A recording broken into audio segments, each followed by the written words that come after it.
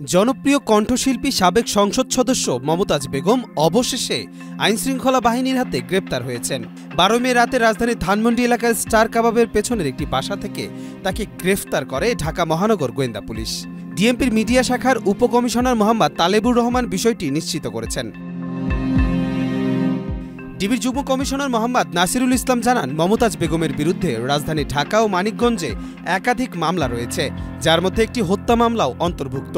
গোপন সূত্রের ভিত্তিতে ডিবি অভিযান চালিয়ে তাকে গ্রেফতার করে। বর্তমানে তাকে গোয়েন্দা পুলিশের হেফাজতে রাখা হয়েছে।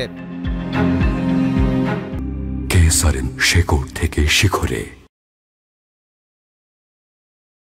মানিকগঞ্জ 2 আসন থেকে 3 বার আওয়ামী লীগ প্রার্থী হিসেবে সংসদ সদস্য নির্বাচিত হন মমতাজ বেগম। সর্বশেষ দ্বাদশ জাতীয় সংসদ নির্বাচনে অংশ নিয়ে নিজ দলের বিদ্রোহী প্রার্থী দেওয়ান জাহিদ আহমেদের কাছে পরাজিত হন।